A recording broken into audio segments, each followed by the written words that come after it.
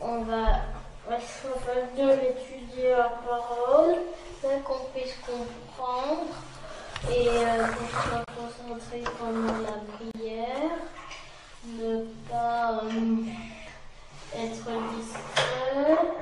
Au nom de Jésus-Christ, Amen. Amen. Seigneur, je te remercie pour cette journée. Prie Seigneur qu'on puisse bien comprendre ta parole, qu'on puisse la comprendre et la mettre en pratique. Que reste gravé dans notre cœur. Au nom de Jésus-Christ, Amen. Amen. Alors, qu'est-ce que vous avez vu la dernière fois? Ça va? Qu'est-ce que vous avez vu la dernière fois? Ça va? Oui. Quelques temps. Les yeux,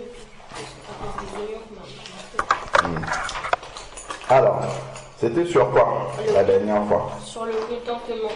Qu'est-ce que vous avez retenu sur le contentement? Moi, j'ai retenu que faut toujours se contenter de ce qu'on a. Parce que si on ne se contente pas de ce qu'on a, ben, ça fait un vide. Ça fait? Dieu, il est triste. D'accord. Pas content. Oui. Et aussi que, comme on ne se contente pas de ce qu'on a, quand on dit oh non, mais moi j'ai ça, mais c'est déjà Dieu, moi je veux autre chose, et bien Dieu, il peut même nous enlever ce qu'on a déjà. D'accord. Vous vous rappelez le monsieur qui avait la vieille voiture? Oui. Voilà. Il roulait dans sa vieille voiture, il regarde là-bas, il dit ah, si je pouvais avoir l'autre, et puis bam, il fait l'accident avec la vieille voiture, et puis du coup, il n'a plus de voiture. Il est à pied maintenant, et quelqu'un passe avec une voiture, il lui verse de l'eau. D'accord? L'eau de pluie. Vous voyez comment le peu qu'on a peut nous être enlevé. Bah, c'est comme quelqu'un qui peut avoir un enfant, il a un garçon, il dit qu'il veut une fille. Il a une fille, il dit qu'il veut un garçon, alors que tu as des personnes qui n'ont même pas d'enfant du tout. Tu vois? Donc, il faut toujours se contenter de ce qu'on a. Parce que ce que Dieu nous donne, ce qu'on a, Dieu nous l'a donné et il sait pourquoi il nous l'a donné. Parfois, Dieu veut voir déjà comment est-ce que on manifeste la reconnaissance. Comment on manifeste la reconnaissance déjà avec ce que il nous a donné. Ok? Donc, pour illustrer, d'accord? Pour illustrer pour continuer un peu dans le contentement, on va voir autre chose qui est de la même nature, c'est la Connaissance. Voilà. C'est quasiment la même chose que le contentement. Contentement, c'est j'apprécie ce que j'ai. La reconnaissance, c'est de... Voilà. C'est ce qu'on appelle l'action de... Grâce. Voilà. C'est ça. Donc, vous pouvez noter déjà la reconnaissance.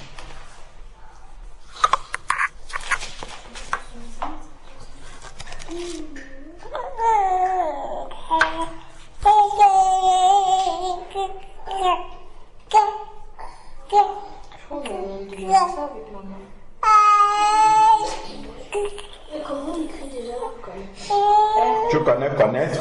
Tu sais écrire connaître? Ben, c'est comme ça, avec un re devant. D'accord? Ok.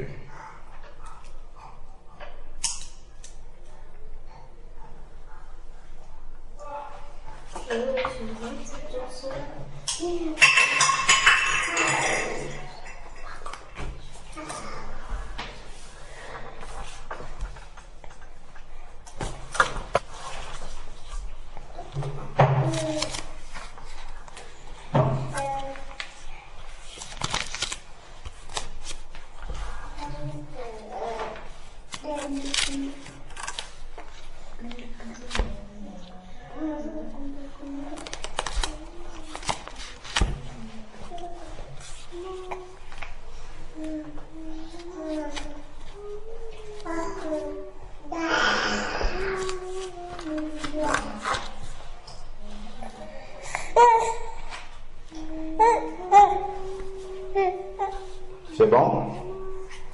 Oui, papa.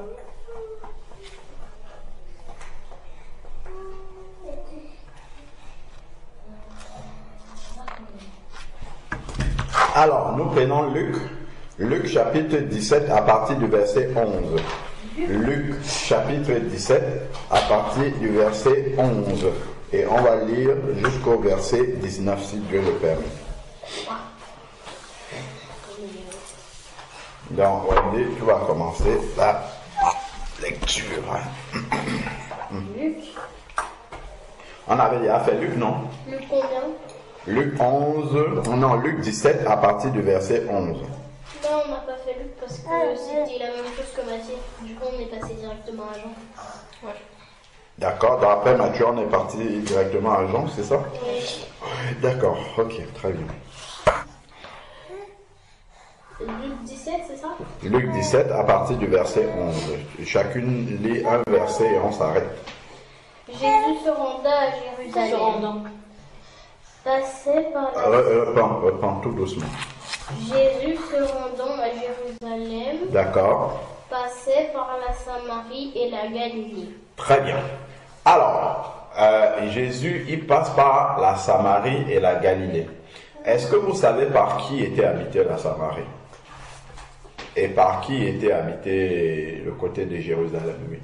La Samarie, elle était habitée par les Samaritains.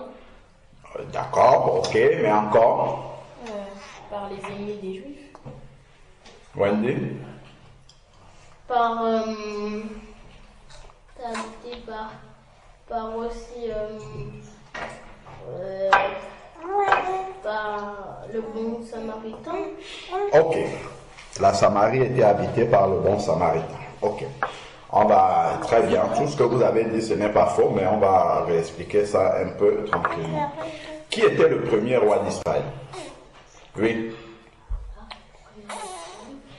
On réfléchit d'abord avant de lever la main. Qui était le premier roi d'Israël? Oui. Saül. Saül. Très bien. Qui était le deuxième roi d'Israël?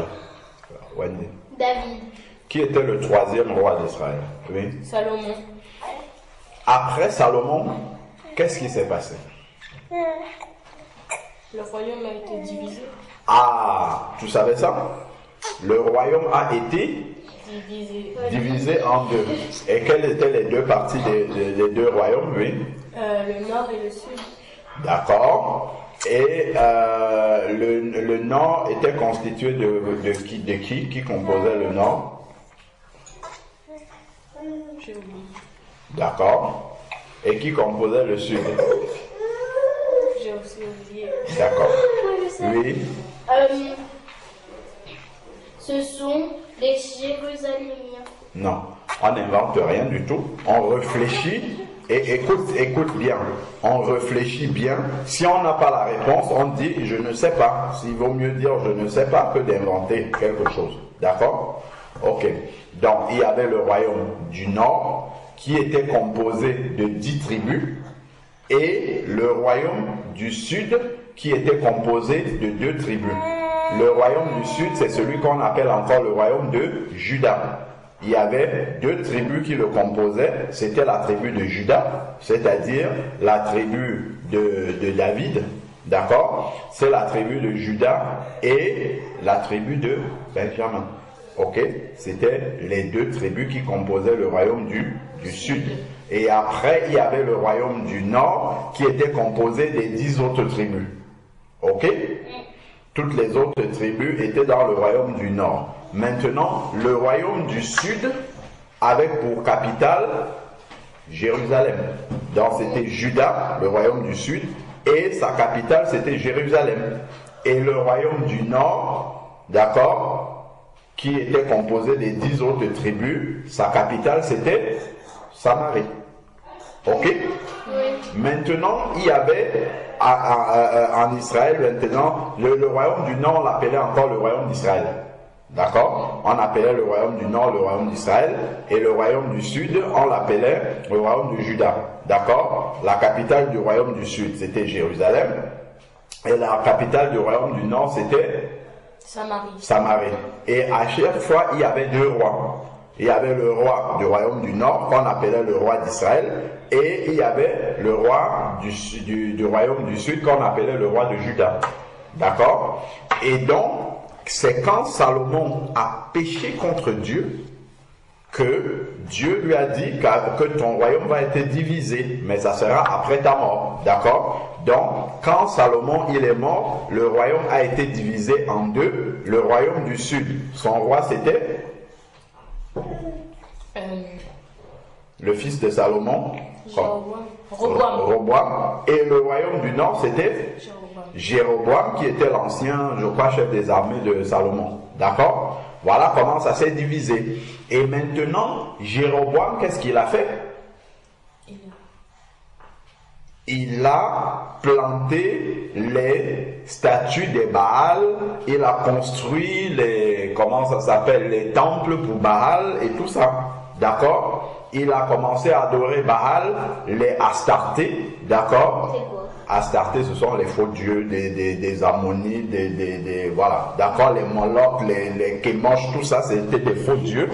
Les faux dieux des peuples qui n'étaient pas les peuples d'Israël, d'accord? Ok?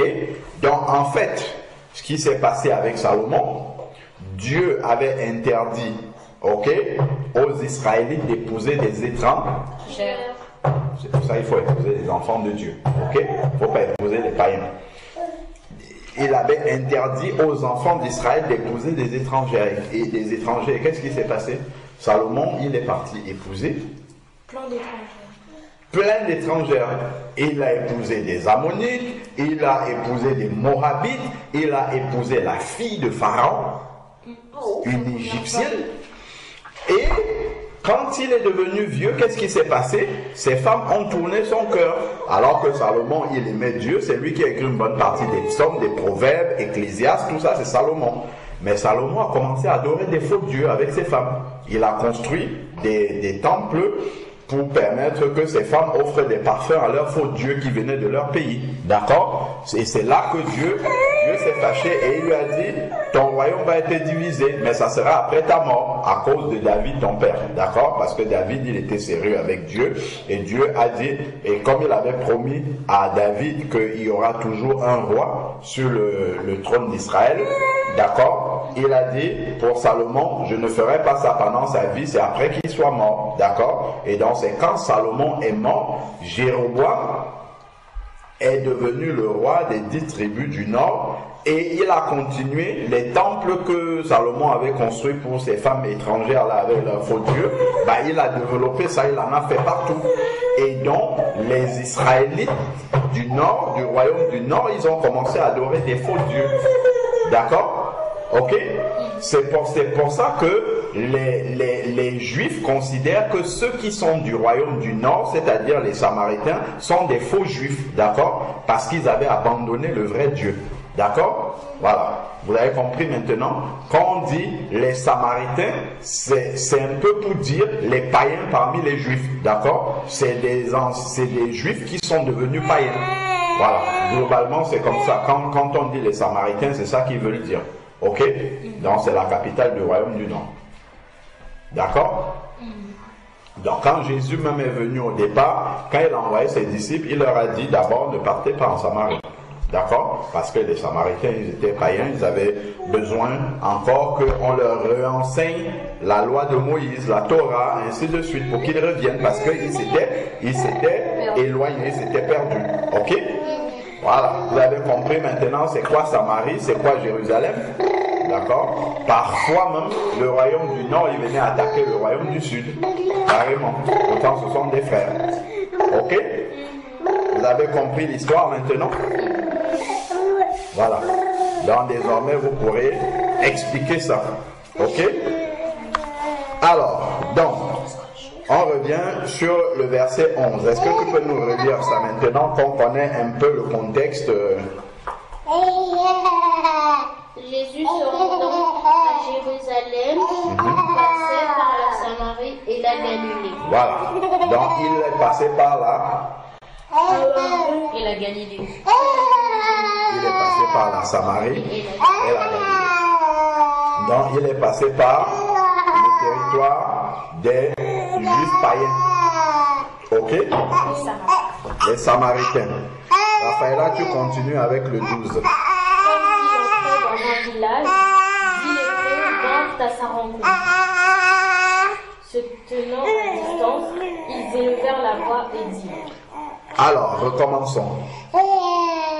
Comme il entrait dans un village, 10 lépreux vinrent à sa rencontre. Se tenant à distance, ils élevèrent la voix et dirent. D'accord. Alors, il y a combien de personnes qui viennent? 10 lépreux. 10. Lépreux, vous savez ce que ça veut dire? Oui. Ok, ils ont la lèvre. 10. Ils approchent et qu'est-ce qu'ils font? Ils se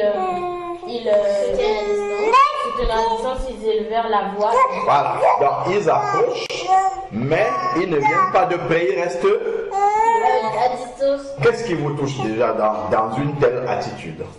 Oui. Ils ont beaucoup de respect pour Jésus parce qu'en fait, comme les gens, ils n'aimaient pas approcher les lépreux parce que c'est une maladie qui est passante, et ils se tiennent quand même à distance pour protéger Jésus. D'accord, très bien, très bien. Moi, je n'avais même pas vu cet aspect-là. C'est très bien, Raphaël. On va développer, oui. Voilà. Alors, donc, ils sont arrivés avec la lèpre et ils sont restés à distance. C'est très intéressant ce que tu as dit, parce que la maladie qu'ils ont était une maladie qui avait une signification chez les Juifs. Quelqu'un qui était lépreux, on le mettait hors du camp, c'est-à-dire qu'on le mettait en dehors du peuple. Je ne sais pas si vous vous rappelez l'histoire de Aaron, Moïse et leur sœur Myriam. Myriam et Aaron avaient murmuré contre Moïse. C'est dans le livre de Nombres. Ils ont murmuré et Dieu est descendu. Il a dit: pourquoi vous murmurez contre mon serviteur? Ils ont murmuré contre Moïse parce que la femme de Moïse était de Madianite. Ok? Séphora. Et Dieu leur a dit: pourquoi vous murmurez contre mon serviteur? Et Dieu a frappé Myriam de lèpre. Et quand il a frappé Myriam de lèpre, on l'a mise hors du camp pour 7 jours. D'accord? Donc, quand quelqu'un avait la lèpre, comme le Covid, très bien vu. On l'a mis 7 jours hors du camp, comme le Covid. D'accord, ok, très bien. Ah oui, ça, j'avais même pas pensé à ça. Très bien, Raphaël. Donc, on l'a mise en quarantaine. Voilà. Eux, ils mettaient déjà en quarantaine. Ok? Voilà. Donc, on l'a mise en confinement, toute seule là-bas. D'accord? Elle a été confinée pendant 7 jours. Parce que, en fait, la lèpre, dans la loi de Moïse, c'était le synonyme du péché. Donc, les 10 lépreux, en fait, effectivement, s'approchent de Jésus, mais pas de très près parce qu'ils sont couverts de péché. En fait, pour les gens, quand on voyait les lépreux, c'était la preuve que ce sont des péchés pour les Juifs. Quand ils voyaient un lépreux, ils disaient: voilà un péché, il est couvert de péché et ça se voit même. Ok? Voilà, donc ils ont approché Jésus, mais ils sont restés à distance. D'accord? Donc, ça pouvait être pour éviter de le contaminer. Comme quelqu'un qui a le Covid, il vient. Donc, ils ont appliqué les gestes barrières. Ils ont appliqué les gestes barrières pour ne pas contaminer Jésus. C'est marrant, hein? La Bible est actuelle. Hein? Donc, ils ont appliqué les gestes barrières, ils sont venus, ils sont restés à distance. 2 mètres c'est ça, Wendy? 2 mètres, 1 mètre de distance. Voilà. Ils sont restés à 1 mètre de distance. Alors, continuons. Donc, ça veut dire déjà, ça peut être cette attitude-là de ne pas vouloir amener le péché devant Jésus qui est saint. D'accord? C'est une possibilité. Comme ça peut être pour ne pas le contaminer de la maladie et ainsi de suite. Ok, très bien. Donc, les lépreux, ils sont venus et ils sont restés à distance et ils ont élevé la voix. D'accord? Donc, qu'est-ce qu'ils ont fait? Élever la voix. C'est quoi? Oui, mais ça veut dire quoi? Quand on élève la voix vers Jésus, c'est quoi? Comme une prière. Voilà, ils ont prié. Ok? Ils ont prié, mais en restant un peu à distance. Voilà. C'est un peu comme s'ils reconnaissent leur péché, mais ils vont quand même crier à Dieu. Donc ils reconnaissent que Dieu est capable justement de faire quelque chose dans leur vie. Ok? Ils ne sont pas venus crier devant n'importe qui, ils sont venus crier devant Jésus. D'accord?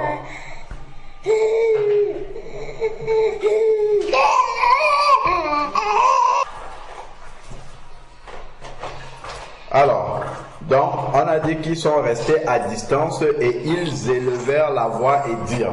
Donc, ils ont prié. Ok? Ils sont venus devant Jésus, sont restés à distance et ils ont prié. Et qu'est-ce qu'ils ont dit? Jésus, Maître, aie pitié de nous. Alors, première chose qu'ils disent, c'est quoi? Jésus, Maître. Jésus, Maître. Ça veut dire quoi? Vous vous rappelez, Maître en hébreu, c'est quoi? Quand Jésus est ressuscité et que Marie a vu Jésus, qu'est-ce qu'elle a dit? Oui, Raphaëla. Rabouni. Ok. Donc, Rabouni, ça veut dire maître. Donc, ils reconnaissent Jésus comme étant leur maître. Ça veut dire quoi, maître? Non. Hein? Maître. Qu'est-ce que dans le langage de l'époque, quand on appelle quelqu'un maître, ça veut dire quoi? Vous ne vous rappelez pas quand Jésus appelait les disciples, il y avait qui ont suivi Jésus et qui ont dit, Maître, nous voulons voir où tu habites. Vous ne vous rappelez pas qu'est-ce qu'on avait dit? C'était les deux disciples de Jean. On avait dit quoi? Quand ils ont appelé Jésus Maître, on avait dit quelque chose à ce sujet-là. On avait dit que ça veut dire quoi?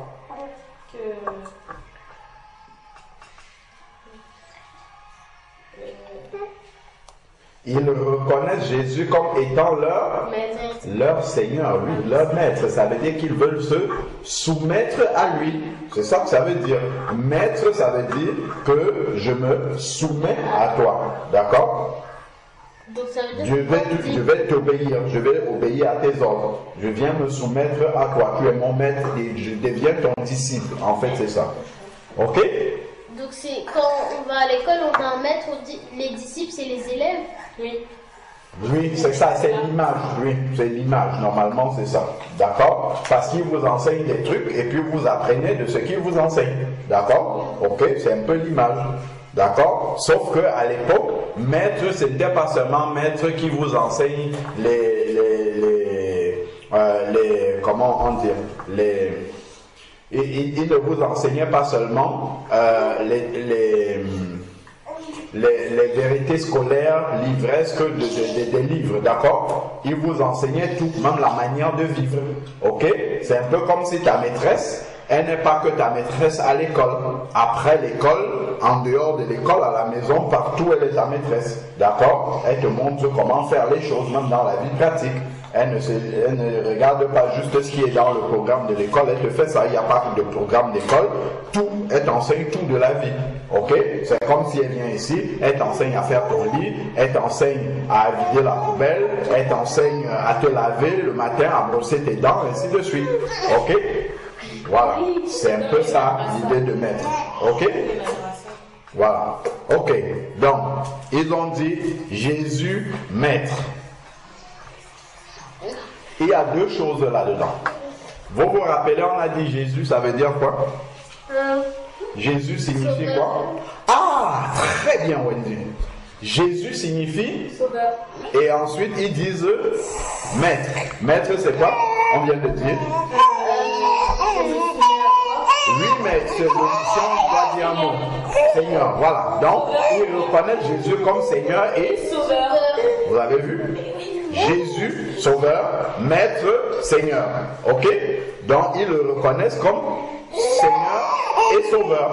Donc, dans leur prière, ils reconnaissent déjà Jésus comme Seigneur et Sauveur. Mais pour l'instant, c'est ce qu'ils confessent de leur bouche. Ok? Ils disent ça de la bouche. Ok? est-ce que dans la pratique, dans les faits, c'est vrai? Ça, c'est autre chose. On est d'accord jusque-là, les amis? Oui, papa. Ok, on poursuit. Dans leur prière a très bien commencé. Pitié de nous. Ah, il dit quoi? Aie pitié de nous. Alors, dans aie pitié de nous, qu'est-ce qu'il y a? Aie pitié de nous, en fait, c'est qu'ils reconnaissent qu'ils sont des pécheurs. C'est pour ça qu'il dit aie pitié de nous. C'est un peu comme pardonne-nous. D'accord? Aie pitié de nous. Il y a plusieurs choses là-dedans. Dans aie pitié de nous, c'est que nous sommes malades, nous souffrons. Donc, aie compassion de nous, parce que nous souffrons. Première chose. Aie pitié de nous, il y a aussi la notion de nous sommes des pécheurs. D'accord? Vraiment, viens nous sortir du péché. Ok? Donc, il commence par la repentance. Ok? Vous voyez, il y a beaucoup de bonnes choses là-dedans. Ils reconnaissent Jésus comme Seigneur et Sauveur. Ils reconnaissent qu'ils sont des pécheurs. Ok? Et ils demandent de la compassion de Dieu. Ok?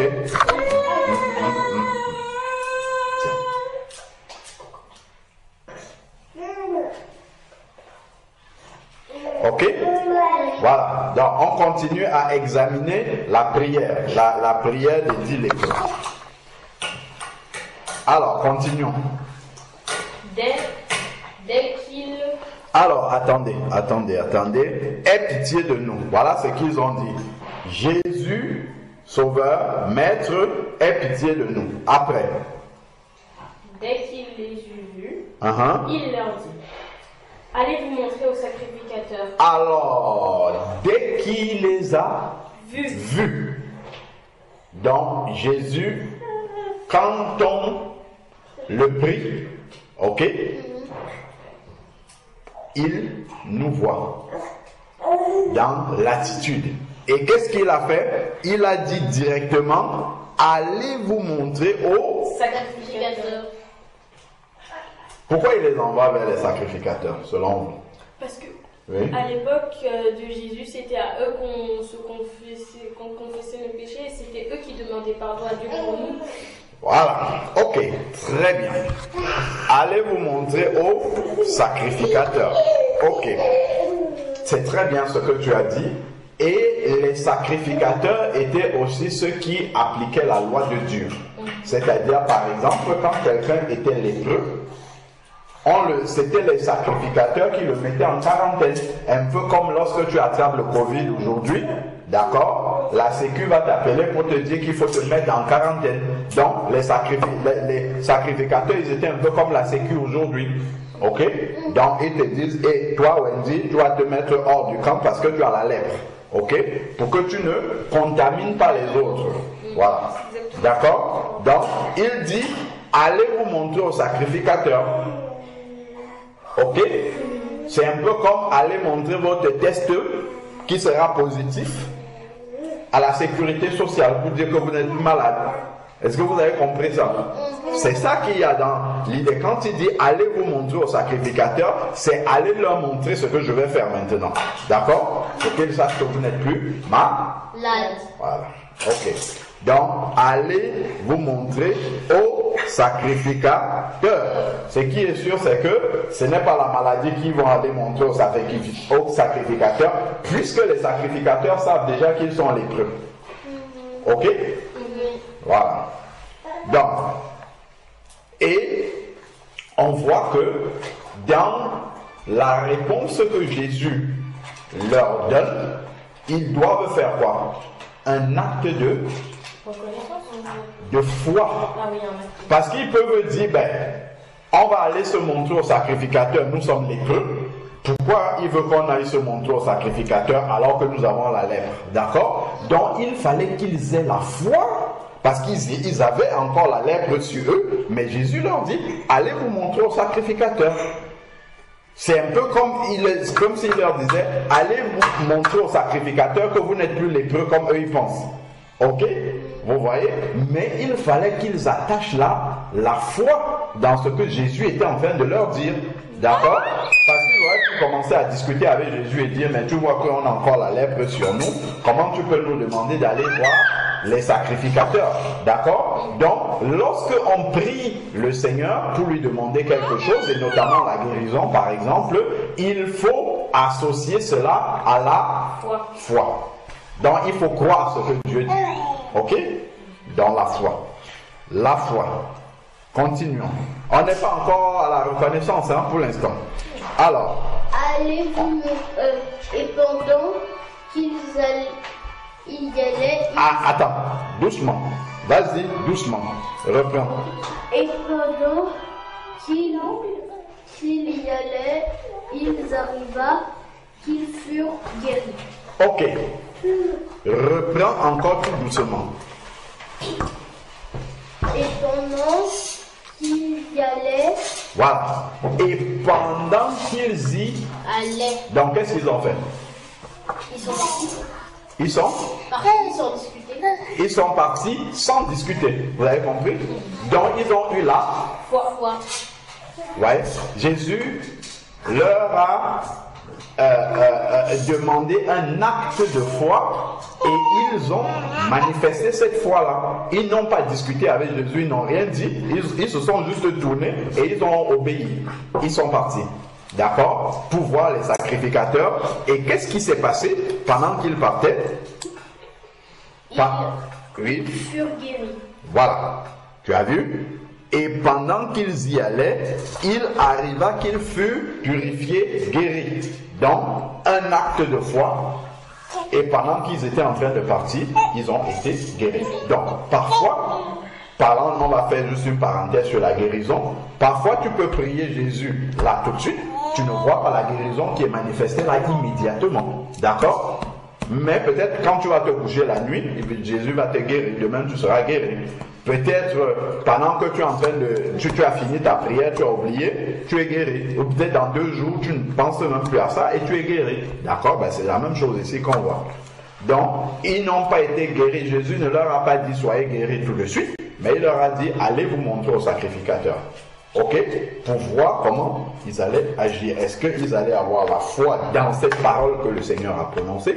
Et comme ils ont eu la foi, et cette foi-là, on le sait parce qu'ils sont partis, d'accord? Et pendant qu'ils partaient, la guérison s'est manifestée. Très bien. Ok. Donc, jusque-là, c'est bon. Dans leur prière, ils ont reconnu Jésus comme Seigneur et Sauveur. Ils ont demandé à Jésus d'avoir pitié d'eux. Donc, comme vous dites, ils sont des pécheurs. Ok? Et pendant qu'ils étaient en train de partir vers les sacrificateurs, ils ont été guéris. D'accord? Voilà. Continuons. Là maintenant, on va entrer dans le vif de notre sujet. L'un d'eux se voit. Ils ont prié, Dieu a exaucé. Ok? On peut s'arrêter là. Hier nuit, Seigneur Dieu Tout-Puissant, je te prie de prendre le contrôle de la nuit, permettre que je dors bien, que ainsi de suite, et puis je me lève le matin. Okay. Je vois que j'ai bien dormi, tout ça, et je ne dis rien à Dieu. D'accord? J'avais prié la nuit, et Dieu a exaucé. Le matin, je continue ma vie comme si rien ne s'était passé. Ok? Continuons. Verset 15. L'un d'eux, se voyant guéri, revint sur ses pas, glorifiant Dieu à haute voix. Ah ah! Vous avez vu? 1 sur combien? Sur 10. C'est pas beaucoup. C'est même pas la moyenne. 1/10 est revenu pour dire merci. Il est revenu sur ses pas parce qu'il a reconnu que c'est Jésus qu'il a vu là-bas, qu'il avait guéri. Je me lève le matin, j'avais prié la veille, et le matin je constate que ce que j'avais demandé à Dieu, il a exaucé, mais je ne m'arrête même pas une minute, tiens. Je ne m'arrête même pas une minute pour dire merci à Dieu. Pour être reconnaissant. Regardez ce qu'il a fait. Qu'est-ce qu'il a fait? L'un d'eux se voyant guéri. Donc, ce qu'on a demandé à Dieu, il faut être attentif. D'accord? Parce qu'on ne lui demande pas juste des trucs comme ça. Après, on n'est pas attentif. Est-ce qu'il a répondu à ce qu'on lui a demandé? D'accord? Donc, lui, il a été attentif et il se voit guéri. Donc, il reconnaît que c'est Dieu qui l'a fait. Ok? Que c'est Dieu qui l'a guéri. Il reconnaît. Et quand il reconnaît, il ne reconnaît pas seulement et il s'arrête là, mais il va faire comment? Il va retourner, d'accord? Il revint sur ses pas et glorifiant Dieu, comment? Il glorifie Dieu comment? À haute voix. Ça veut dire qu'il fait quoi? Il reconnaît que c'est Dieu qui l'a fait et il témoigne. Témoigne. Reconnaître que c'est Dieu qui l'a fait à haute voix, c'est que pour que les autres entendent ce que Dieu a fait pour moi. Ok? Donc, on va écrire. Qu'est-ce que vous avez compris déjà de tout ce qu'on a dit? Qu'il est reconnaissant, c'est le seul qui a été reconnaissant. Il faut...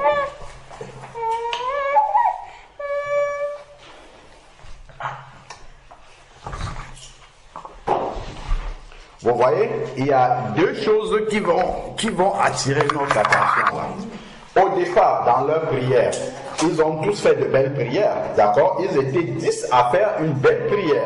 1, ils ont reconnu Jésus comme leur sauveur. 2, ils ont reconnu Jésus comme leur Seigneur. 3, ils ont demandé pardon à Dieu pour leurs péchés. Tout le monde bien, parfait. Par contre, après l'exaucement, il y a un seul sur les 10 qui avait fait la belle prière qui était reconnaissant. Est-ce que vous voyez? C'est bien de faire les belles prières, mais après que Dieu ait exaucé la prière, quelle sera l'attitude après? Ça pourrait vouloir dire que notre prière était comment? Pour ceux qui ne sont pas revenus. Vaine. Oui, vaine. Elle n'était pas sincère. Voilà, elle était intéressée. Voilà. Alors, qu'est-ce qu'on va écrire? Il faut être reconnaissant. C'est ce que tu as écrit? Non, il faut. Alors, il faut être attentif, parce que ça commence par là. Il faut être attentif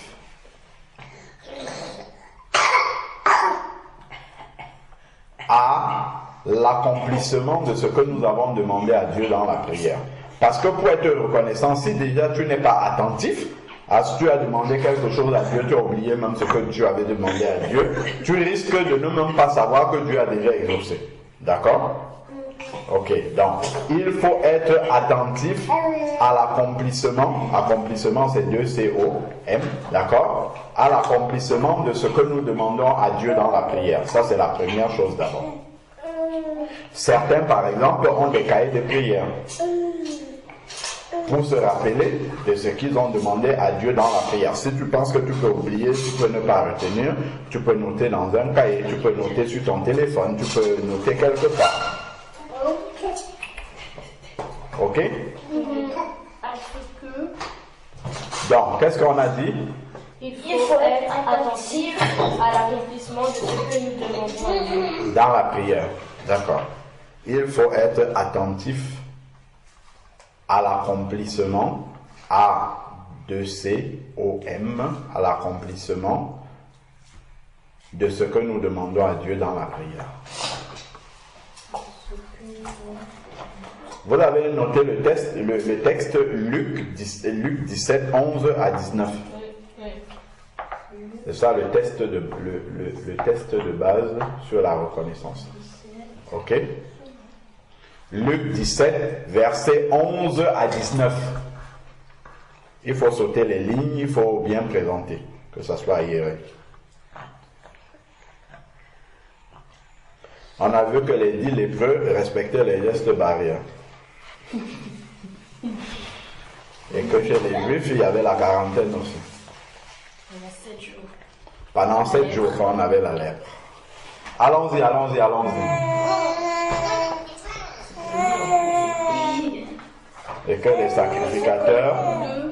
sacrificateurs étaient comme la sécu.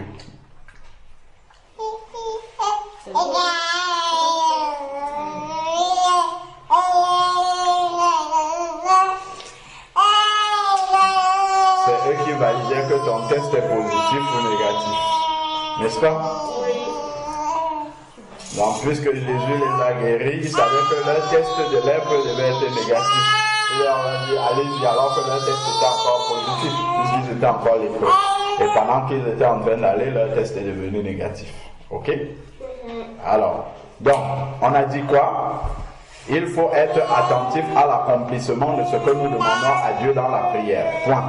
Donc, ça, on va dire Luc, on va dire verset 15. D'accord? L'un de se voyant guéri. Lui, il a été attentif. Ok? Entre parenthèses, V15. Il faut être attentif à l'accomplissement. Il faut être attentif à l'accomplissement de ce que nous demandons à Dieu dans la prière. Entre parenthèses, V15.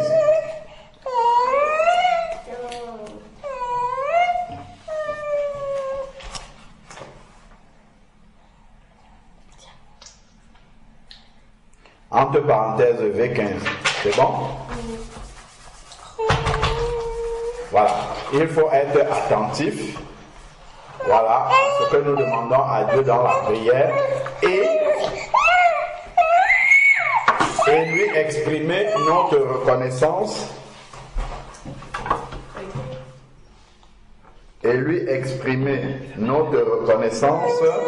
après l'exaucement.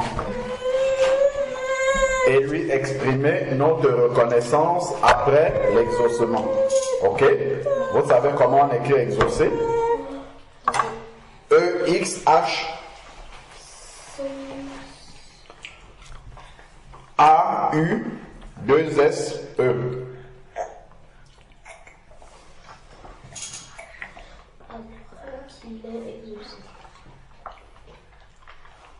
Je crois que c'est ça, hein? Attendez, je vais vérifier. L'orthographe. Allez, hop. C'est peut-être compliqué. Alors.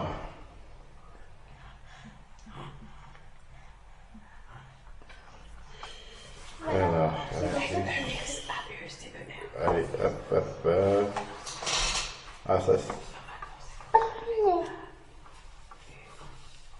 Oui, exaucer, c'est E-X-H-H-A-U-2-S. C'est ça. Et ici, c'est rendre plus élevé, exaucer. Non, le exaucer que je fais, c'est honorer ce que j'ai pas et exaucer, A-U sans le H, c'est satisfaire en lui accordant ce qu'il demande. Autant pour moi, pardon.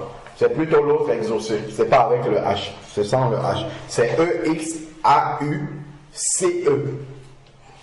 C'est pas celui qui a le H, A-U-2-S. Ok? Donc, qu'est-ce qu'on a dit là avec exaucer? C'est quoi la phrase? Et lui exprimer notre reconnaissance après qu'il l'ait exaucé. D'accord. Ok? C'est bon? Après qu'il ait exaucé, E-X-A-U-C-E. Avec un accent. Ok?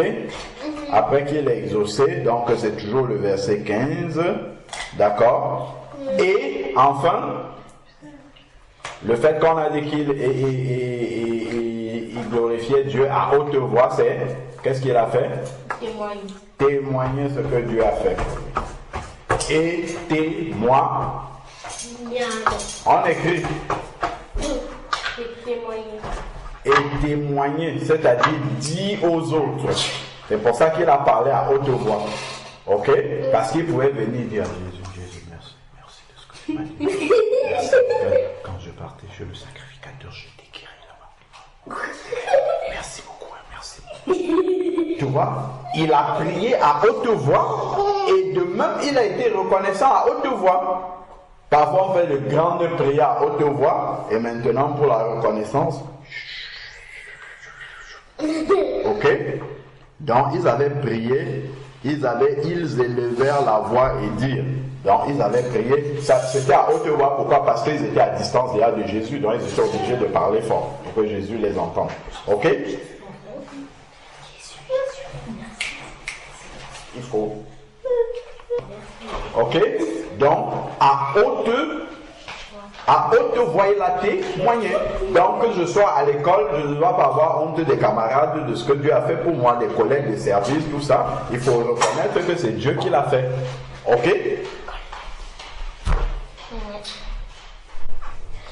J'ai une bonne note, je dis Dieu merci devant les camarades de classe. Ok? Je dis ça dans mon cœur. Voilà. Dieu, lui, ce n'est pas, c'est à haute voix, ce n'est pas dans son cœur qu'il a dit ça. Dieu merci. Hein? J'étais malade, je suis guéri. Dieu merci. Ok? Bon.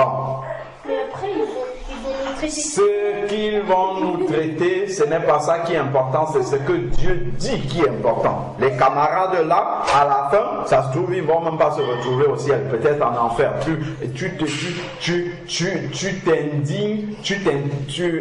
Comment dire? Tu es attentif à ce que quelqu'un qui peut-être ne va même pas aller au ciel dit. Ça n'a pas d'importance, aucune importance, aucune espèce d'importance.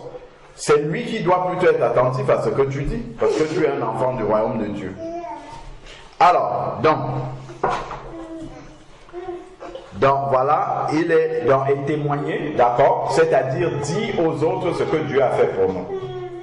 Ok? Vous avez noté? Sauf qu'après quand... Est-ce que vous avez d'abord noté? On va faire les commentaires après. Hein? Oui. C'est-à-dire, et témoigner, c'est-à-dire dit aux autres ce que Dieu a fait pour nous. C'est bien d'être reconnaissant vis-à-vis de Dieu, mais c'est bien de le dire aussi aux autres. Pourquoi? En disant aux autres, ça glorifie Dieu, ça c'est une chose, et aussi ça encourage les autres. Le fait de témoigner, quelqu'un, par exemple, qui traverse la même situation, il comprendra que Dieu est capable de faire dans sa vie ce qu'il a fait pour toi. Par exemple, s'il témoigne la reconnaissance comme il glorifiait Dieu à haute voix, si un autre lépreux l'entend, cet autre lépreux-là va savoir que Dieu peut le guérir aussi.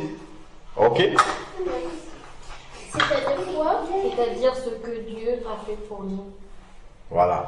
Et témoigner, c'est-à-dire dire aux autres ce que Dieu a fait pour nous. Tout ça, nous sommes au verset 15. C'est-à-dire dire aux autres ce que Dieu a fait pour nous. C'est ça, témoigner, dire aux autres ce que Dieu a fait pour nous.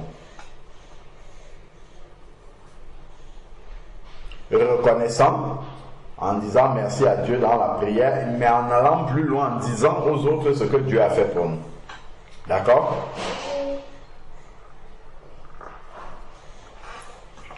Mais après, quand on fait ça, la maîtresse, elle nous gronde. Pas du tout. Si tu es dans la cour avec tes camarades de classe, la maîtresse va te gronder comment? Mais si après, il disait à la maîtresse... Mais ça, c'est pas grave. Tu as le droit de dire ce que tu veux. Tu as le droit de dire Dieu merci, c'est pas interdit. Mais si, parce que l'école, elle est laïque. Laïque, ça ne veut pas dire qu'on ne parle pas de Dieu. Ça veut dire qu'on ne porte pas de jugement par rapport à la religion de quelqu'un. C'est ça que ça veut dire laïque. Laïque, ça ne veut pas dire qu'on ne parle pas de Dieu. Ça veut dire qu'on est tolérant vis-à-vis de tout le monde. C'est ce que ça veut dire normalement.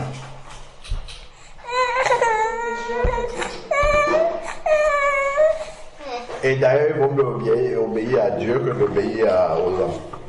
En plus. Ici, on a un mot dans le cahier. On poursuit, on ne se déconcentre pas, on poursuit, on reste concentré. Donc on va continuer au verset 16. Donc il a glorifié Dieu à haute voix.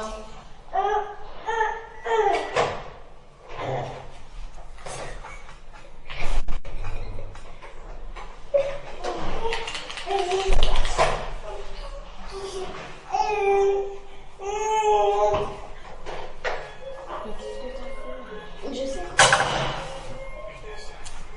Wendy, c'est toi qui lis. Il tomba sur sa face. Attends, on va faire. Oui, verset 16.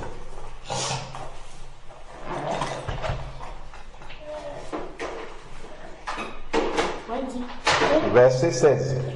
Il tomba sur sa face aux pieds de Jésus et lui rendit grâce. Dans ma version, c'est écrit, il tomba face contre terre. Il tomba face contre terre aux pieds de Jésus et rendit grâce. Tomber face contre terre, c'est se prosterner comme ça en mettant le front par terre, ok, devant Jésus. Il s'est prosterné devant lui. Là, qu'est-ce qu'il fait cette fois-là? Quand on se prosterne comme ça devant quelqu'un, ça veut dire que cette personne n'a qui? Saint et une autorité.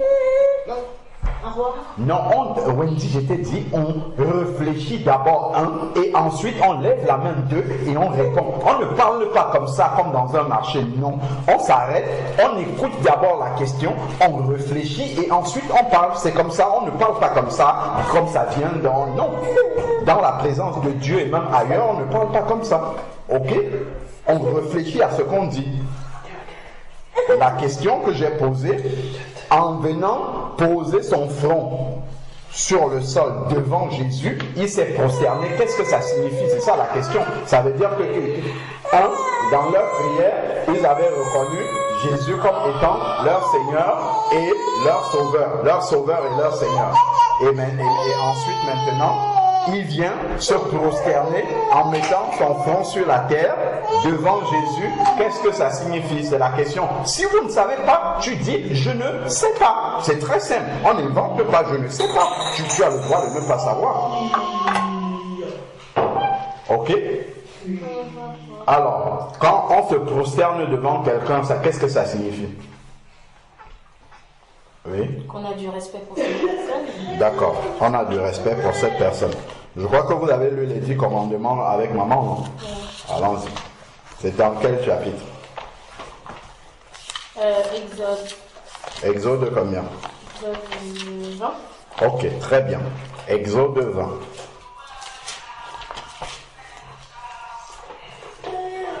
Exode chapitre 20.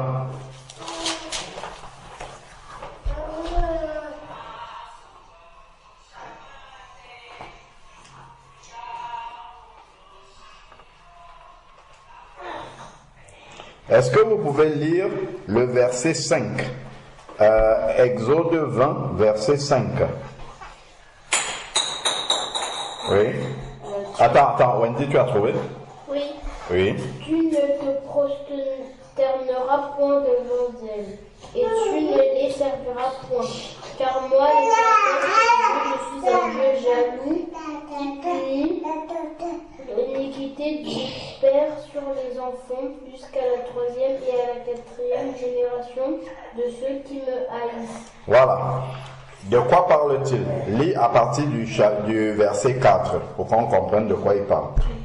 Tu ne feras point d'image taillée ni de représentation quelconque des choses qui sont en haut dans les cieux, qui sont en bas sur la terre et qui sont dans les eaux plus bas que la terre. Tu ne te prosterneras point devant elles et tu ne les serviras point, car moi l'Éternel ton Dieu, je suis un Dieu jaloux, qui punit l'iniquité des pères sur les enfants jusqu'à la 3e et à la 4e génération de ceux qui me haïssent. Voilà. Vous avez compris? C'est bon. Vous avez compris ce qu'il dit dans les 10 commandements? C'est que tu ne te feras point de statue, de représentation, de tableau, de tout ce que tu veux, et tu ne vas pas te prosterner devant elle. Pourquoi? Parce qu'il est un Dieu jaloux. Ça veut dire que la seule personne ou la seule, le seul devant qui on peut se prosterner, c'est qui? Dieu. N'aime pas Jésus. Dieu. Jésus est Dieu. Donc, qu'est-ce que le lépreux a fait quand il se prosterne devant Jésus? Il le reconnaît comme étant comment? Dieu. Il le reconnaît comme étant Dieu. Il l'avait reconnu comme Seigneur et Sauveur dans sa prière. Après l'exaucement, il le reconnaît comme Dieu maintenant.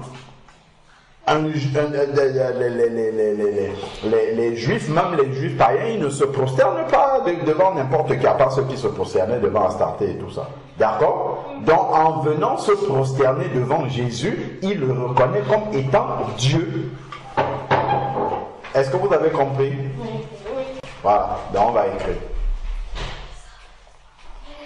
On voit vraiment comment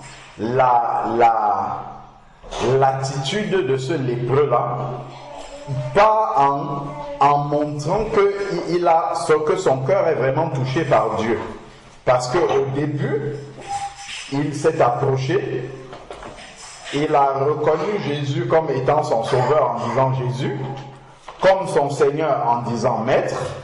Il s'est repenti en disant « Aie pitié de moi ». Jésus a dit « Allez vous montrer au sacrificateur ». Il a manifesté la foi avec les autres. Jusque-là, eux tous, ils ont fait ça. Mais après, il est revenu sur ses pas pour être reconnaissant à Dieu, pour témoigner aux autres. Et ensuite, maintenant, il reconnaît Jésus comme étant Dieu en se prosternant. Allez, on va noter. Qu'est-ce qu'on va noter? L'exaucement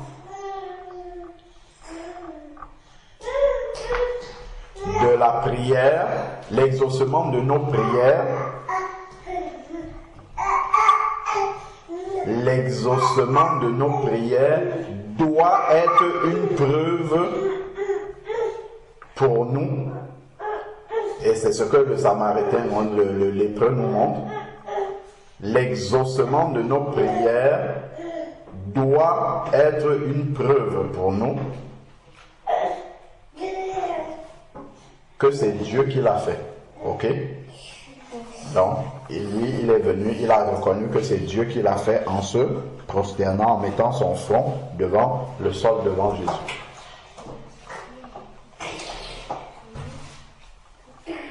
Donc, qu'est-ce qu'on a écrit? L'exaucement de nos prières doit être une preuve pour nous que c'est Dieu qui l'a fait. Voilà. Entre parenthèses, V16. Le lépreux s'est prosterné devant Jésus. Entre parenthèses, V16, 2 points. Le lépreux s'est prosterné devant Jésus, le reconnaissant comme son Dieu. Comme son Dieu. Très bien.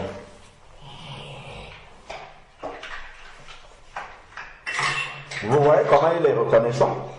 Il n'est pas reconnaissant un peu dans le Seigneur, non. Il glorifie Dieu à haute voix en témoignant. Il se prosterne devant lui. Et il n'est pas allé se prosterner en cachette. Il se prosterne comme ça publiquement. C'est comme si quelque chose de bien t'arrive, tu te mets en route comme ça, tu dis merci Seigneur de ce que tu viens de me faire avoir une bonne note au nom de Jésus-Christ. Amen.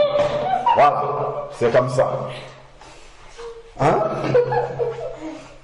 Ce n'est pas tu as une bonne note, on te demande, ah Wendy, tu as eu la meilleure note de la classe. Oui, bon, tu es intelligent. Non, pas du tout. C'est Dieu qui l'a fait.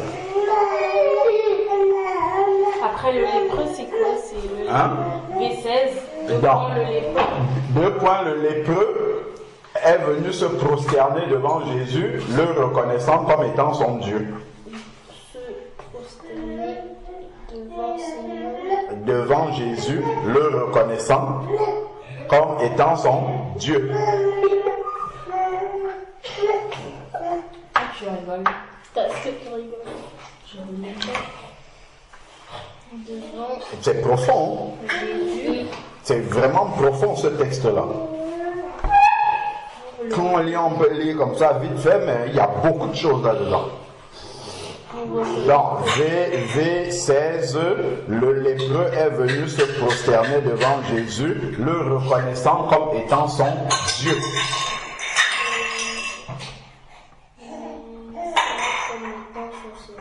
Comme étant son Dieu, c'est différent. Il avait déjà reconnu Jésus comme étant son Seigneur depuis longtemps. C'est pour ça qu'il avait dit Maître. Il avait reconnu comme son sauveur depuis longtemps, avant, au moment de la prière, parce qu'il a appelé Jésus. Ok? Maintenant, il le reconnaît comme étant son Dieu.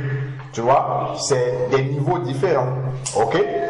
Comme son Seigneur, comme son sauveur d'abord, comme son Seigneur, et maintenant comme son Dieu. Ok?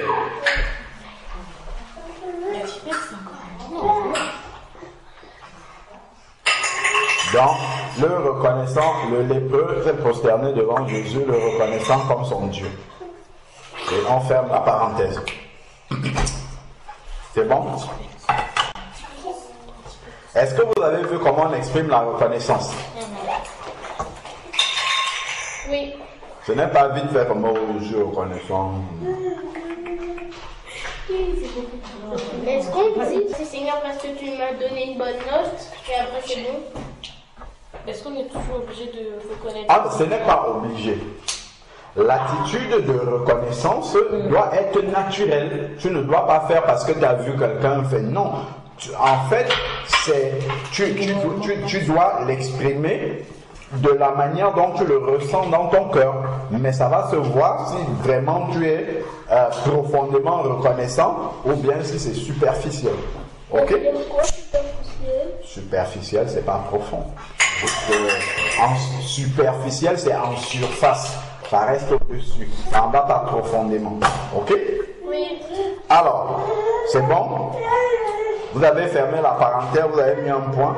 Oui. C'est quoi la suite du verset 16? Est-ce que le verset 16 est fini chez vous? Chez moi, ça continue. Ah, le verset 16 de l'autre. Oui, nous sommes dans Luc 17, verset 16. Alors, le verset 16...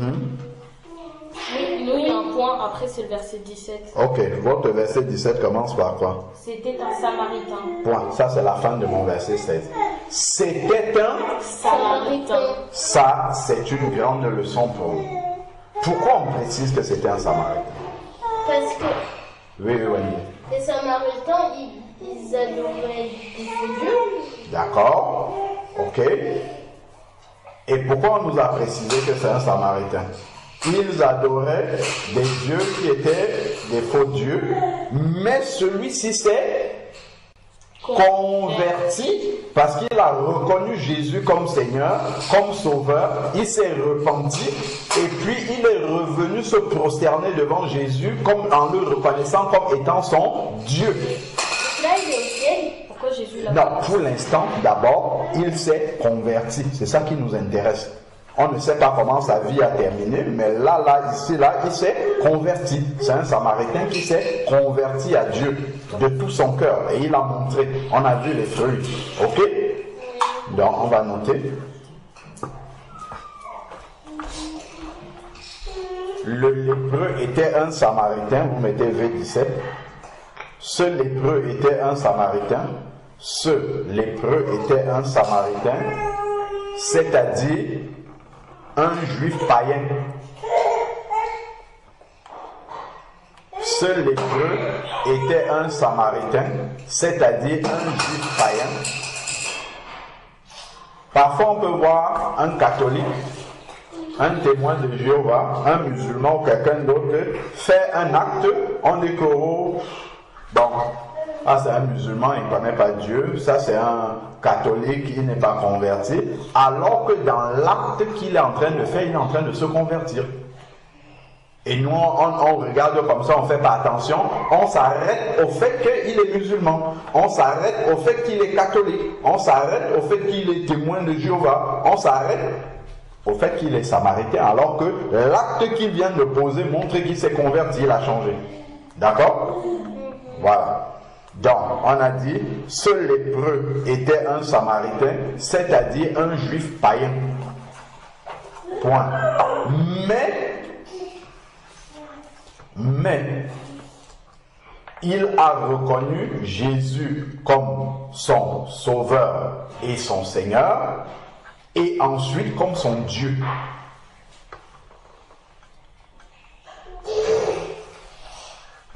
Il a reconnu Jésus, mais il a reconnu Jésus comme son Sauveur et son Seigneur, puis comme son Dieu. Point. Donc il s'est converti.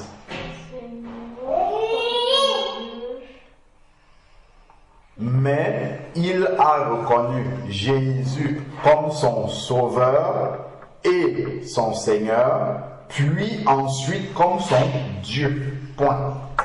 Vous pouvez écrire avec vos propres mots. Et ensuite, quand vous vous souvenez des versets, quand il dit Jésus Maître, ça c'est Sauveur, Seigneur, et ensuite quand il se prosterne, c'est comme son Dieu. Ce lépreux était samaritain, c'est-à-dire un juif païen, point. Mais il a reconnu Jésus comme son Sauveur et son Seigneur, puis comme son Dieu, point. Il s'est donc converti. Il s'est donc converti au vrai Dieu, point. Voilà, je dis ça comme ça. Vous voyez, dans la reconnaissance, on arrive à discerner qu'il y a même la conversion.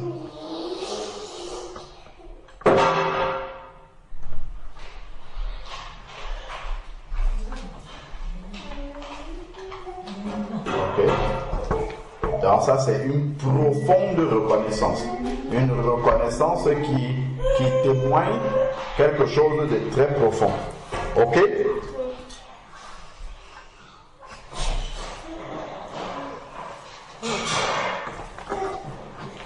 C'était un Samaritain. Est-ce que Jésus va laisser ça comme ça? Est-ce que ce qui s'est passé va laisser Jésus indifférent? Non. Verset 17. Enfin, verset 17 chez moi, mais ça continue. C'est la suite du 17 chez vous. Qu'est-ce qui est dit? Jésus, prenant la parole, dit: les 10 n'ont-ils pas été guéris? Ah! Vous voyez? Jésus dit, est-ce que les 10 n'ont pas été guéris? D'accord? Est-ce que eux aussi n'ont pas été guéris? Quand ils sont venus prier, est-ce que Jésus savait qu'un seul va revenir? Oui. Oui, il le savait, mais il les a guéris quand même. Vous voyez comment Dieu est bon? Tu viens, tu pries. Même s'il sait que tu ne seras pas reconnaissant, il t'accorde quand même la chose. Ok? Le jour où il va te dire, toi tu n'as pas été reconnaissant, tu ne pourras pas discuter. Mais s'il ne t'avait pas donné la chose en te disant, moi je savais que de toute manière, si je te donne, tu ne seras pas reconnaissant, tu devais discuter. D'accord? Tu vas dire, ah Seigneur, il fallait quand même me donner pour voir. Puisque tu ne m'as pas donné, tu ne sais pas comment je devais être. Il est donné à tout le monde. Tout le monde guérit. Mais après, qu'est-ce qu'il dit? Verset 17. Qu'est-ce que Jésus dit? Il dit, mais les 10 n'ont-ils pas été guéris et les 9 autres, où sont-ils?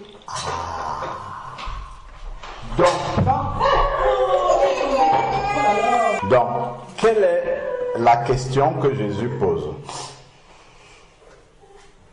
Et les 9 autres, où sont-ils? Voilà. Donc, lorsqu'on est reconnaissant, Dieu le remarque. On écrit.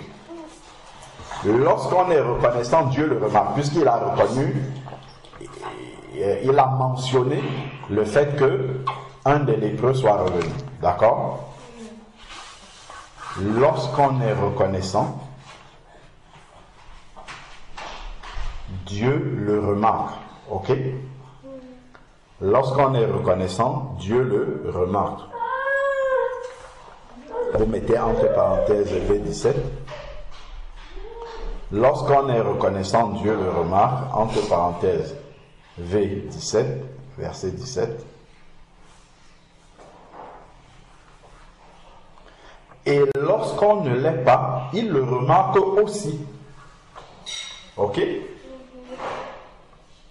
Et lorsqu'on ne l'est pas, il le remarque aussi.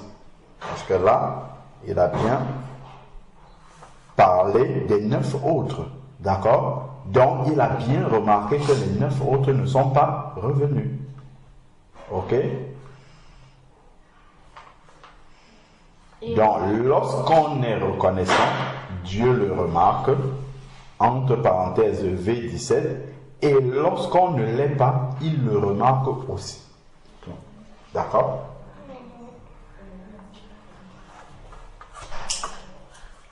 Donc, il faut faire très attention quand on vient faire les prières de la nuit, de la fin de la journée, au Seigneur, nous remettons la nuit. Oui, d'accord, que tu remets la nuit et la journée déjà qui t'a accordée.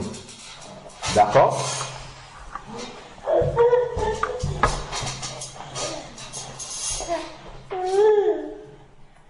Ok? Donc, on va passer au verset 18. Vous avez compris? Donc Jésus, il a demandé où sont les 9 autres. D'accord? Où sont les 9 autres qui ne sont pas revenus? Par contre, Jésus ne leur a jamais demandé de revenir. Est-ce que vous avez compris? Il a dit, allez vous montrer au sacrificateur, mais il ne leur a jamais dit, revenez me voir après pour me dire merci.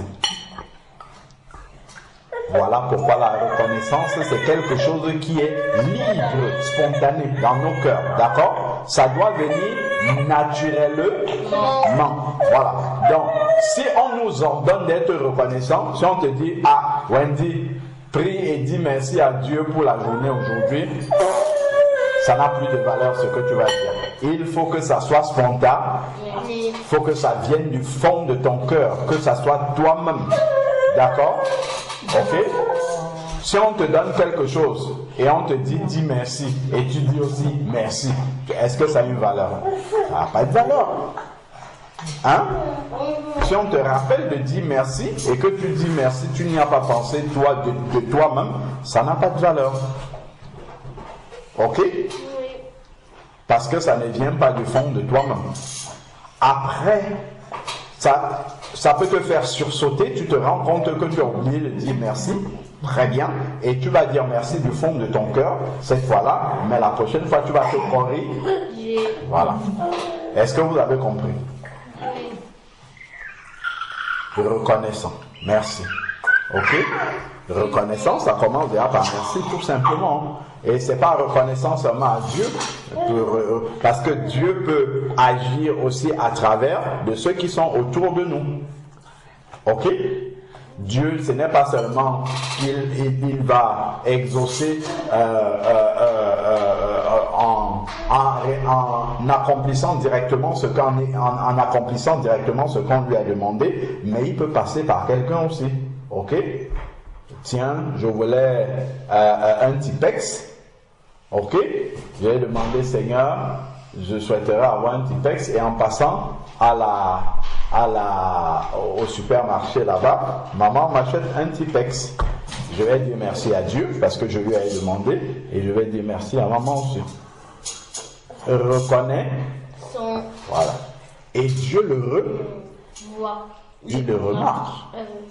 Il le remarque. Ok? Voilà. Alors, donc il a dit, où sont les 9 autres? Verset 18. Ne s'est-il trouvé que cet étranger pour revenir et donner gloire à Dieu? Ah, Jésus, non seulement, il remarque que les 9 autres ne sont pas là. Dans le verset 18, il remarque celui qui est venu, ok?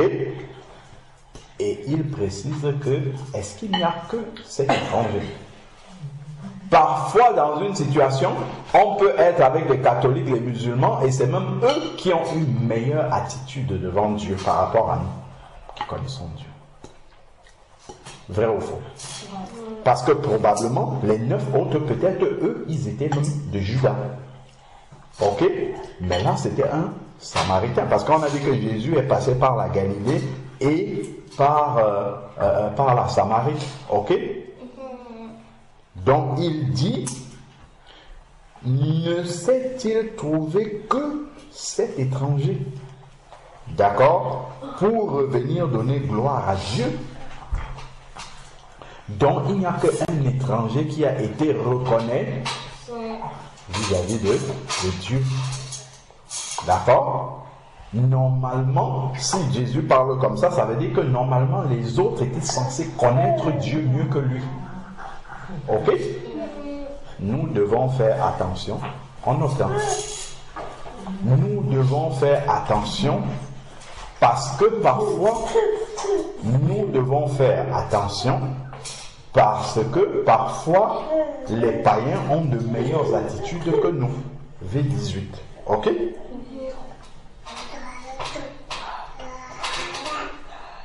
Et ça, c'est dans tout. Parfois, nos camarades de classe païens, ils peuvent dire, ah, il faut qu'on respecte ce que la maîtresse a dit. Il ne faut pas faire de bêtises. Il ne faudrait pas qu'on parle, ainsi de suite. Alors que nous, qui sommes censés connaître ce qui est bien de faire, nous, on va faire des bêtises. Est-ce que vous voyez? D'accord? Donc, on note. Nous devons faire attention. C'est ce qu'on a dit. Oui. Et après, qu'est-ce qu'on a dit? Parce que parfois... Voilà, parfois les païens peuvent avoir une meilleure attitude que nous. Entre parenthèses, V18. Parce que normalement, c'est nous qui devrons montrer l'exemple aux païens, alors que là, dans ce cas-ci, c'est un païen qui a montré l'exemple aux autres. Ok? On note.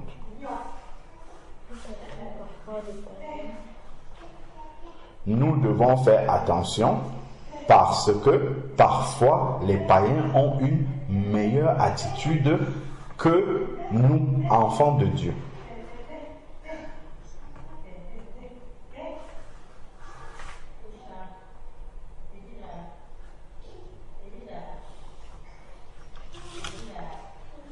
Donc les païens peuvent être plus reconnaissants. Parfois ils peuvent dire merci mon Dieu. Et on dit comme ça, on va dire ouais, bah, il parle de Dieu, est-ce qu'il connaît même Dieu? Alors qu'il dit du plus profond de son cœur parce qu'il reconnaît que ce n'est pas par ses propres mérites qu'il a obtenu ce qu'il a eu. Ok? Alors que nous, parfois, on ne peut même pas dire merci parce qu'on pense que comme nous sommes enfants de Dieu, c'est normal qu'on ait ça. Ok? Alors qu'un païen, lui, parfois, il va reconnaître que non, il n'a rien fait pour mériter ça, il va dire merci mon Dieu. Ok? Mais il n'a même pas Dieu, il ne connaît même pas Dieu. Ah, et tu dis, il ne connaît pas Dieu, peut-être dans son cœur. Comme le Samaritain là, il a connu Dieu là. Ok? Il s'est passé que c'est dans l'attitude qu'il a fait, même s'il n'a pas parlé de Jésus comme nous on parle de Jésus, comme on connaît bien, mais dans son attitude, il a reconnu que Jésus est Dieu. Et là maintenant, Jésus va commencer à l'instruire. Comme ce Samaritain là, Jésus va commencer à l'instruire et à lui apprendre à le connaître plus. D'accord? Alors, on en est où? Là, au verset 19. Vous avez écrit, qu'est-ce que tu as écrit là, Wendy? Nous devons faire attention parce que parfois les païens ont une meilleure attitude. Peuvent avoir une meilleure attitude que nous, enfants de Dieu. Entre parenthèses, V18. Peuvent avoir une meilleure attitude que nous, enfants de Dieu. Enfants avec S. Enfants de Dieu avec un D majuscule. Une meilleure attitude que nous, enfants de Dieu. Enfants S de Dieu, Dieu avec un grand D. Entre parenthèses, V18.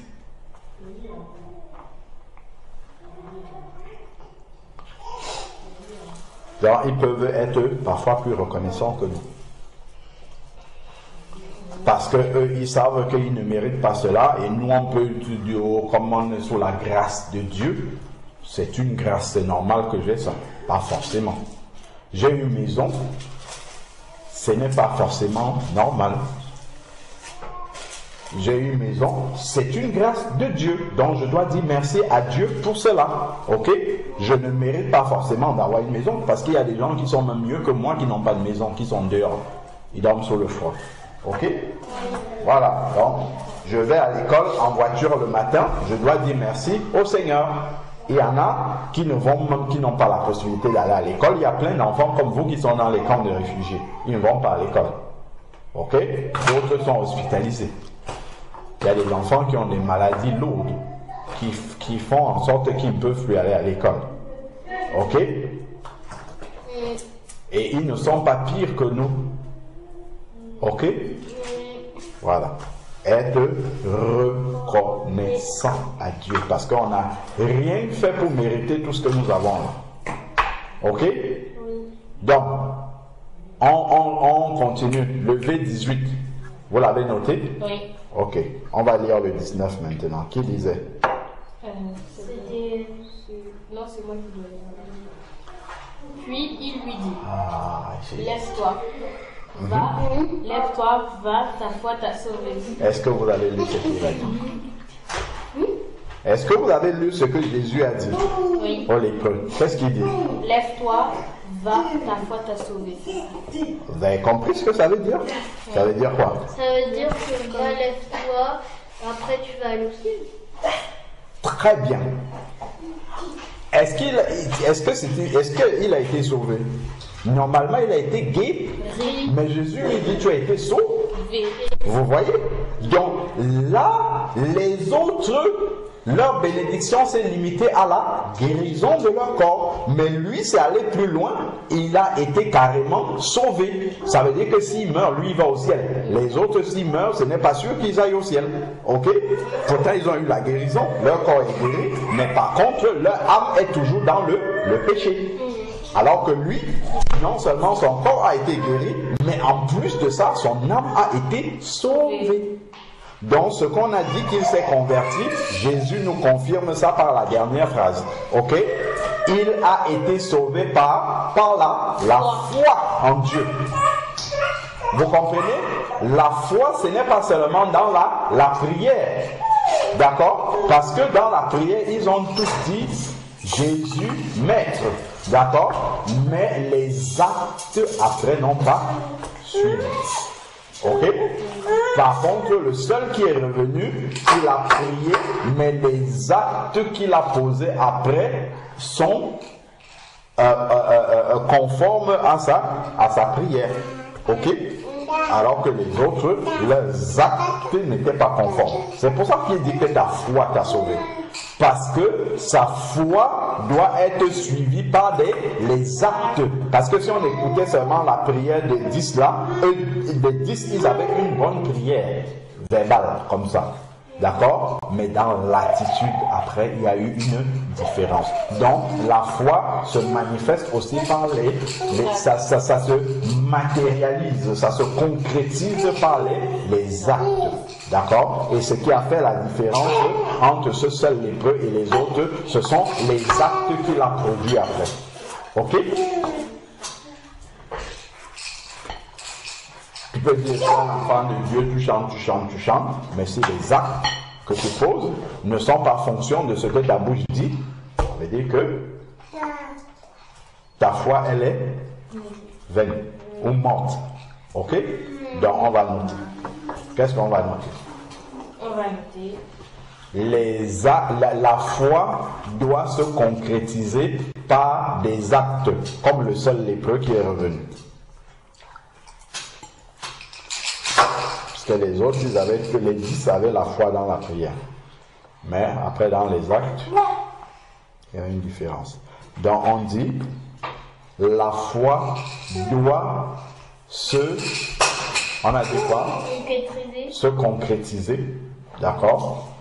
La foi doit se concrétiser par des actes.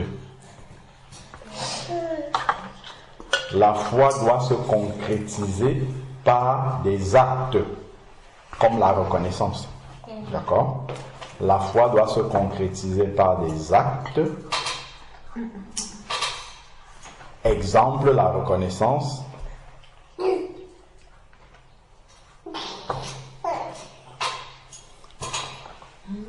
Point. C'est cette foi-là qui sauve. Entre parenthèses V19. Parce que la foi qui est seulement dans les paroles, cette foi-là ne sauve pas. Ok?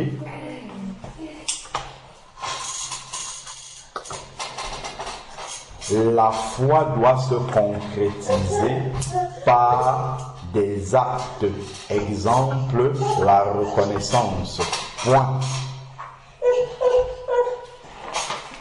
C'est cette foi-là qui sauve. Entre parenthèses, V19. Mais... C'est cette foi-là qui sauve, tu écris. Oui. Mais pourquoi? C'est le point, il est après V19.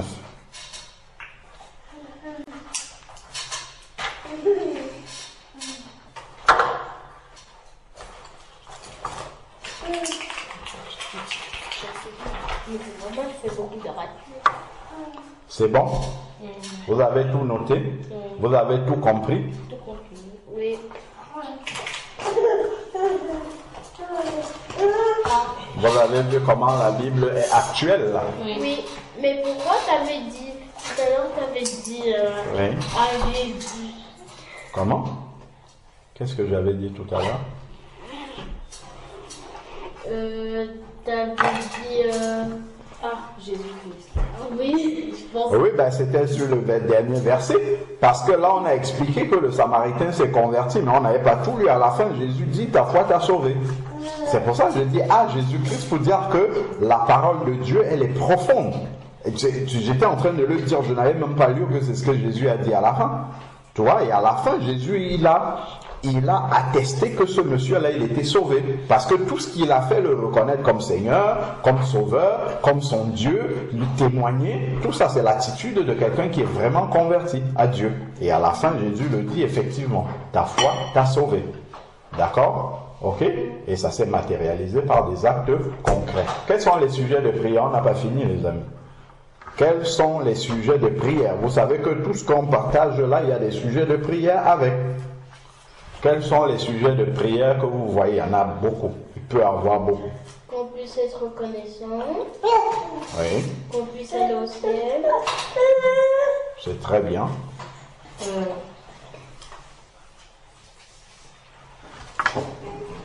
Sujet de prière. Si on part étape par étape, tel qu'on a vu. Vous avez vu, même les 10 autres, les 9 autres, ils ont une bonne attitude au départ. Ils ont reconnu Jésus comme étant leur Seigneur, leur Sauveur. Ils ont reconnu que Jésus est celui qui est capable d'accorder la guérison. Par exemple. D'accord? Donc, ils ont eu la foi. D'ailleurs, ils sont partis vers les sacrificateurs, tous. Donc, ils ont eu une foi, mais il y a des niveaux de foi. Il y a la foi qui déclenche uniquement l'exaucement des choses terrestres. Comme par exemple la guérison. Ça s'est arrêté à la guérison. Mais il y a une foi qui va au-delà des choses terrestres. En plus de déclencher les choses terrestres, ça déclenche également les choses célestes. Comme par exemple le salut de l'âme. D'accord? Donc eux tous ils ont manifesté la foi, ils sont allés vers les sacrificateurs, mais la foi de ce seul lépreux-là était bien plus profonde que celle des autres. Et ça a déclenché le salut. Ok? Donc, sujet de prière. Si vous lisez bien ce que vous avez écrit, la première chose, c'est de prier que Dieu nous rend attentifs à l'exaucement déjà de ce qu'on a demandé. Ensuite, que nous soyons reconnaissants, que nous n'ayons pas honte de témoigner, d'accord, à haute voix. Il y a beaucoup de choses là qu'on a dit, que nous n'ayons pas honte de témoigner du Seigneur, d'accord, de témoigner de ce que Dieu a fait pour nous déjà, ok.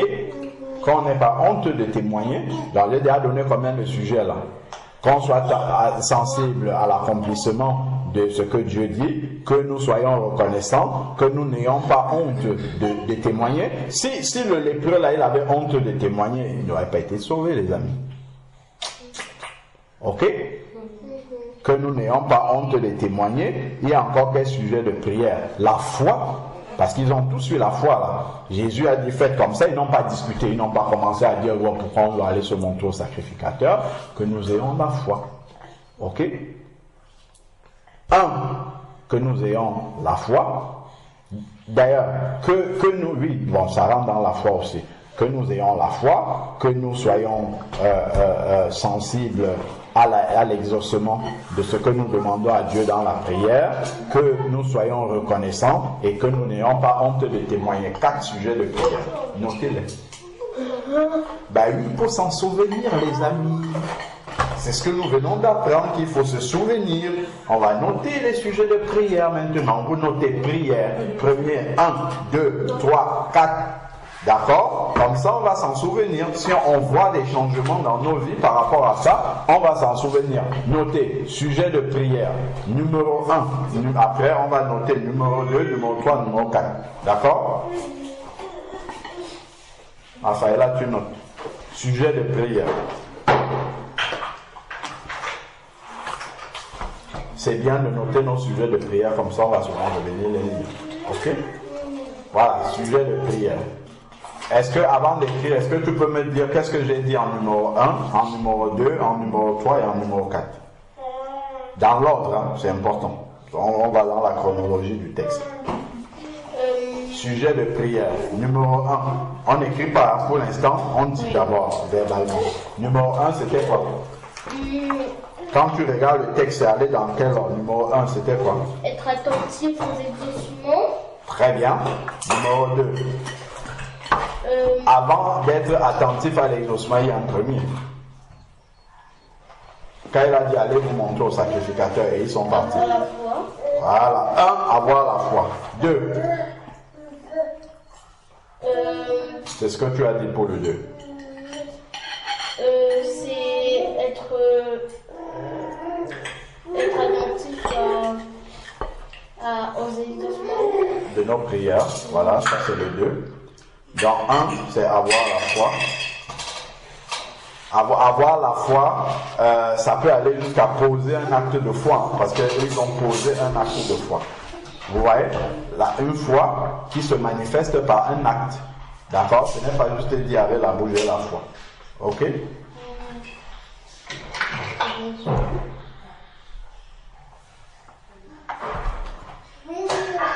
Avoir la foi.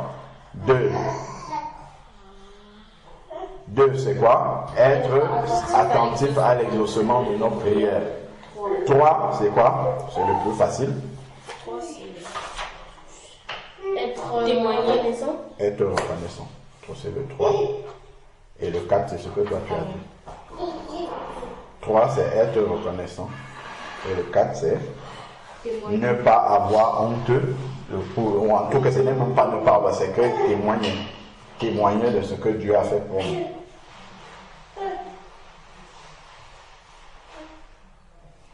C'est quoi déjà le 2? Le 2, c'est être attentif à l'exaucement de nos prières. Donc le 1, c'est avoir la foi. Le 2, être attentif à l'exaucement de nos prières. Le 3, être reconnaissant. Et le 4, témoigner ce que Dieu a fait pour nous.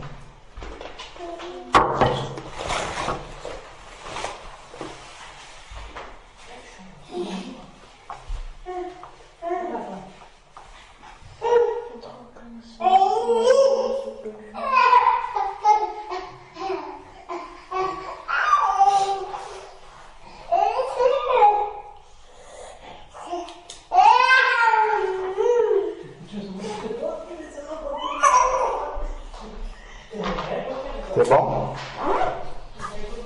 Oui. Voilà. Donc, par rapport à ces sujets de prière, ok? On va prier pour cela maintenant, mais tout au long de la semaine, vous allez continuer à prier pour ces sujets-là. Ok? Vous pouvez prendre un jour, vous priez pour un sujet, le lendemain, vous priez pour un autre, et puis vous pouvez développer encore ces sujets-là avec des petits sous-sujets, d'accord? Plus précis. Par exemple, être reconnaissant, il peut encore avoir des cas bien précis, d'accord? Avoir la foi, vous pouvez encore développer avec des cas bien précis, ok? Donc, ces sujets-là vous serviront pour prier pendant la semaine aussi, ok? Oui. En plus de maintenant. Alors, chacun de nous va prendre un sujet, il y en a 4, d'accord? C'est-à-dire qu'il y a quelqu'un qui va prendre 2 sujets. Oui, c'est toi qui vas prendre 2 sujets. Donc, Wendy, tu vas prier pour avoir la foi. Moi, je vais prier pour être attentif à l'exaucement de nos prières. Et Raphaëla va prier pour les deux, être reconnaissant et témoin. D'accord? Donc, Wendy, tu commences à avoir la foi. Moi, être attentif. Ok? On y va. Seigneur, je te prie pour que nous ayons la foi. Amen. Et qu'on puisse être toujours fixé sur toi. Amen. Et ne pas nous intéresser aux choses du monde. Amen. Au nom de Jésus-Christ. Amen. Amen.